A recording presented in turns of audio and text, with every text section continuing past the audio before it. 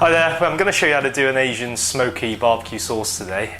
So versatile, just keep this for any sort of barbecue, just any sort of fun dinner really. So you can literally use it with anything, chicken, pork. It's going to go great, that natural sweetness to it is going to be fantastic. Now we're going to start it off. I've just got 2 garlic cloves. I'm just going to roughly chop these. Just going to roughly chop them because we're going to puree them in a bit, and it's not going to matter that much, but just to help it start off, I'm just going to chop it. I've got 2 great ingredients to go into the barbecue sauce as well to give that sort of Asian sort of feel to it. So I've got a blender. I've got an Asian hoisin sauce, paste or puree. You can get these from any sort of Chinese supermarket, any sort of specialty store. Even the World Food section in some supermarkets. So to this barbecue sauce, I'm going to add a full can, which is about 500 grams, into the actual blender itself. I'm also going to add crushed yellow bean paste or crushed yellow bean sauce made from fermented soybeans. You got to be careful with it as well because it's ultra salty. So you just want to put about half the amount in, so about 250 grams. Let's just help that along. Then put your garlic in. You put Shaoxing rice wine, great ingredient. You can get these, if you can get the real thing, but if you can't, you can always substitute dry sherry, but you want a good 3 tablespoons worth. It's going to provide that nice richness to it and a slight bit of acidity, which is quite important in the barbecue sauce. To this I'm also adding about 100 grams worth of caster sugar. So that all just goes in. I'm also going to put about 100 ml of water into it just to help bind it all together. And then we're just going to whiz it up.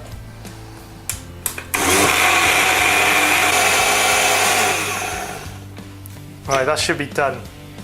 It smells fantastic already. I'm just going to taste it very quickly. Very important to taste your food as you're cooking. That's perfect for me. Maybe a little bit more water. Just put about 3 more tablespoons in.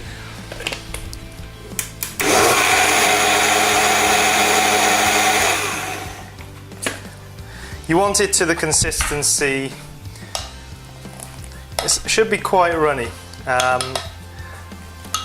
slightly thick. It should coat the back of the spoon, but it's quite important you put a bit of water in there, otherwise it'll just be far too strong. You want to add a bit of a smoky taste to the actual sauce. In my hand I've got a portable smoking gun. To this I'm adding some wood chips. I'm using cherry wood chips, something just quite mild to go with the actual sauce itself. I'm going to put the lid back on. Now, again, if there's too much of a faff, just don't bother, but it's just going to add just another dimension to the barbecue sauce. But you need a lighter, and just light the actual barbecue, the actual smoked chips. God, I'm getting high off these fumes.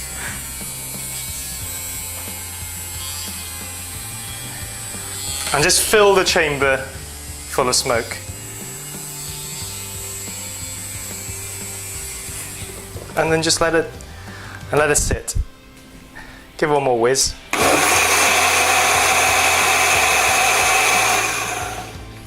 And we want to put some more smoke in. So some more cherry wood. And just look at that, the smoke's just trying to escape out of there. You want to put a bit more in.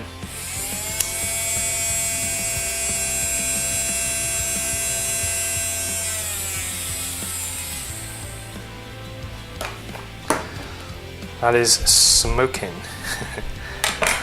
And what I want you to do now is just leave that for about 40 minutes or so, just to let it infuse. If you look into the actual glass chamber, that smoke is just rammed full. It is so dense in there, and all that smoke's going to go into the sauce, and you're just going to be left with this nice cherry wood taste.